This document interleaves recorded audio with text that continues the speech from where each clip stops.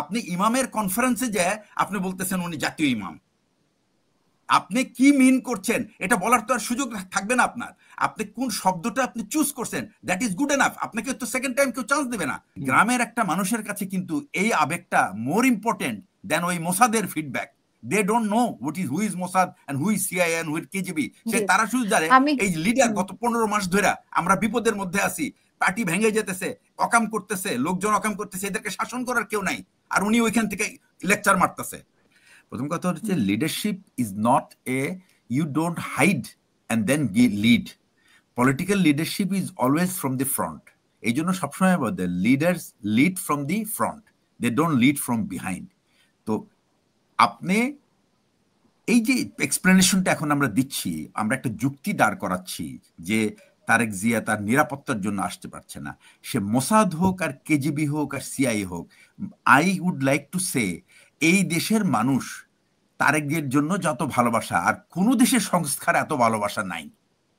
So যদি আমার দেশের জন্য, দেশের মানুষের জন্য তারেক সাহেবের ভালোবাসা থাকে, then he is suppose to be beside me. ওই মোসাদের ভালোবাসার আর আমি না, এটা পরে আসেন, আপনি দিয়েন, আপনি উত্তর শোনেন। আমার কথা হচ্ছে এই মোসাদ আর ওই কেজিবি আর ওই সিআইএ আর র ইজ নেভার আওয়ার ফ্রেন্ড।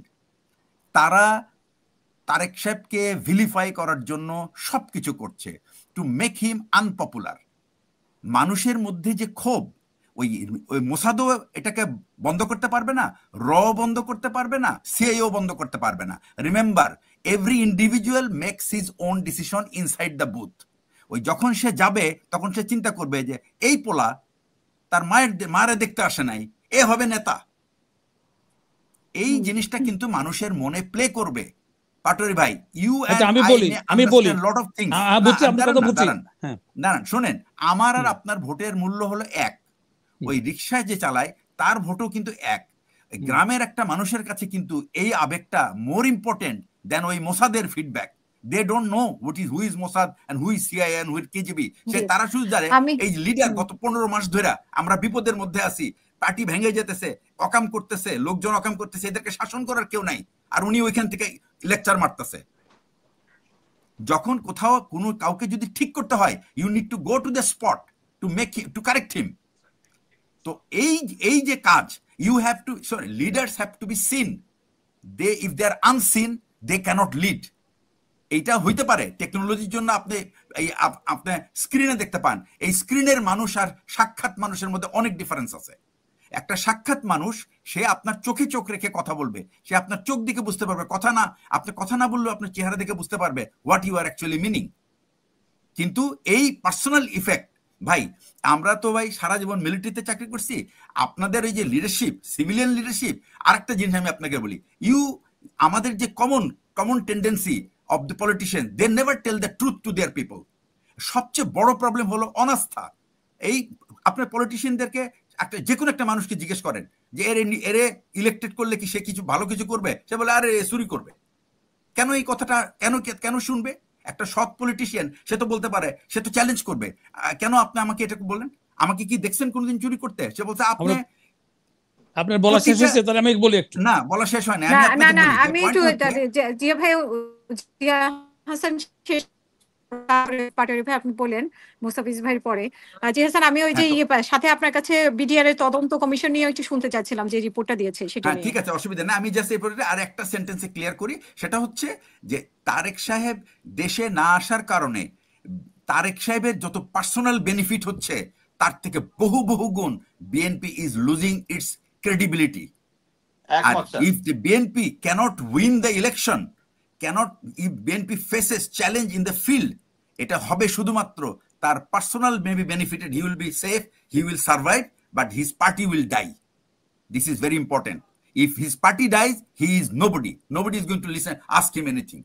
ভাই, জিয়াউর রহমান এক জিনিস, তারেক সাহেব আরেক জিনিস।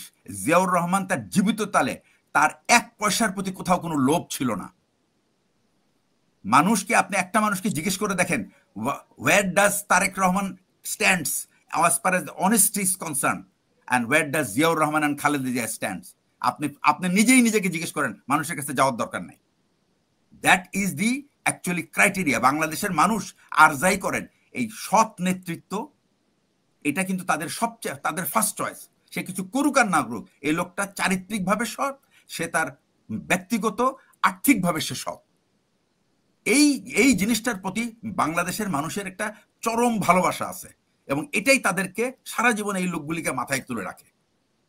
আপনি এই সমস্ত যা স্লোগান এই আমাদের যে লিডারশিপেরা দেয়, উনাকে যে একজন বলছে উনি নাকি জাতীয় ইমাম, আরে ভাই তেলবাজির তো একটা জায়গা আছে, আমি আপনি জানি না যে ইমাম কি জিনিস? আপনার এগুলি তো এগুলি মানুষে বোঝে না, হাসাহাসি করে তো। এবং দেখেন ওই ইমামের মিটিং এ ওই সালাউদ্দিন সাহেব যখন বলেন জাতীয় ইমাম, মানে এই ইমাম বলতে তো উনি বুঝিয়েছেন যে নেতাকে ইমাম বলা হয়, নেতাকে ইমাম বলা হয়, সেরকম ভাবে আপনি একটা আপনি ইমামের কনফারেন্সে যে আপনি বলতেছেন উনি জাতীয় ইমাম, আপনি কি মিন করছেন এটা বলার তো আর সুযোগ থাকবে না আপনার। আপনি কোন শব্দটা আপনি চুজ করছেন, দ্যাট ইজ গুড এনাফ। আপনাকে তো সেকেন্ড টাইম কেউ চান্স দেবে না যে ভাই আমি আসলে ইমাম বলতে আমি বুঝাচ্ছি আমার লিডার, এই বলার সুযোগ নাই তো। ইমামদের কনফারেন্সে যে বলেন উনি হলেন আমাদের জাতীয় ইমাম, he is not, that's not going to be accepted. সবাই বোঝে যে এটা চাটুকারি মারতেছে।